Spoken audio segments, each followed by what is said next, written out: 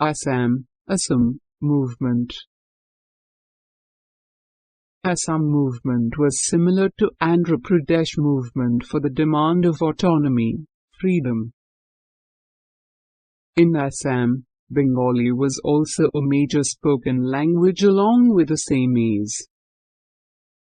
In Assam, Bengalis occupied lower and middle-level government in British period itself. Assam people felt that Bengali officials treat them as second-class citizens.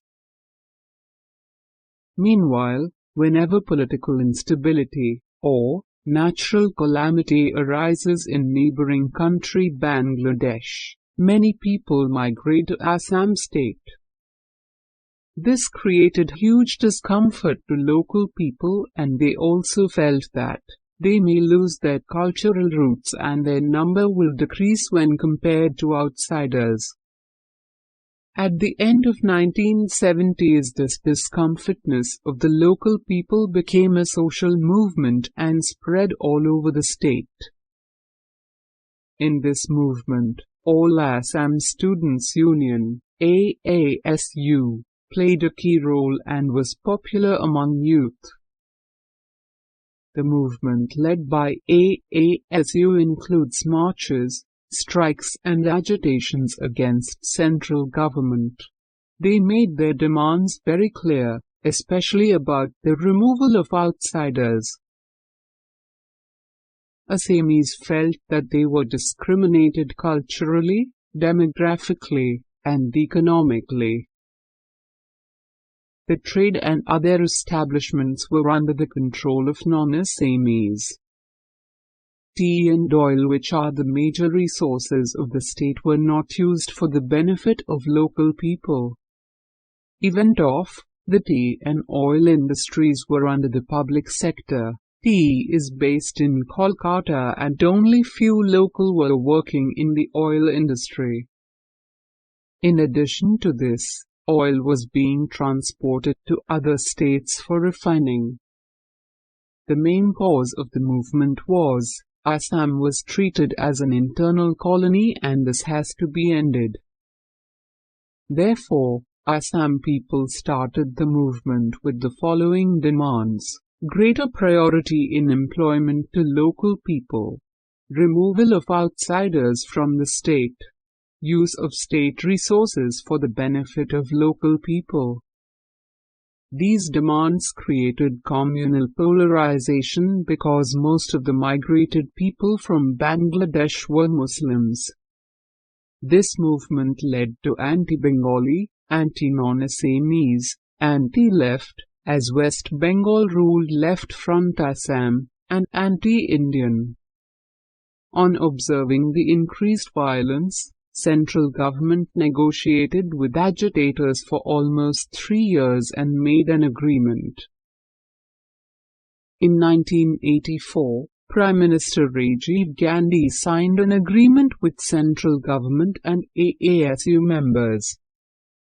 In order to bring back the normal situations in the state, Congress government resigned and announced elections before its tenure.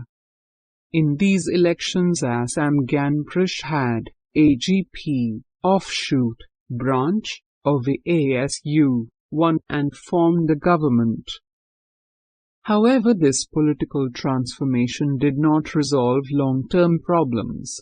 This is because, due to diplomatic and geographic reasons, that is, borders are covered with hills and waterways, it is highly impossible to fence and seal the border with Bangladesh.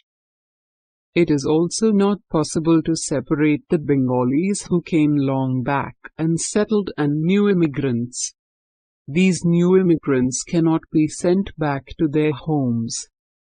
As too much of importance was given to ethnic identities, it had negative impact on other communities like Bodhas, Khassis, Mizos and Kabais. They, too, demanded independent status and wanted to remove other communities from their areas. This led to violent actions like ethnic cleansing or forcefully removing the minority tribal people, which included mass killing. To oppose violent activities of one community, government provoked other community instead of solving it. More army forces were assigned by central government to reduce the tension and bring peace in those areas. But in the northeastern region, the use of army forces were effected due to three factors, that is, Assam was a sensitive border area adjacent to China, Burma, now Myanmar, and Bangladesh. Rebel groups collected weapons, asked help from outside forces, and demanded separation from India. Rebel groups engaged in large-scale ethnic violence against minority communities. When armed forces of India entered into Assam, the government has suspended civil liberties and freedom and gave abnormal powers to armed forces to bring back peace in the area.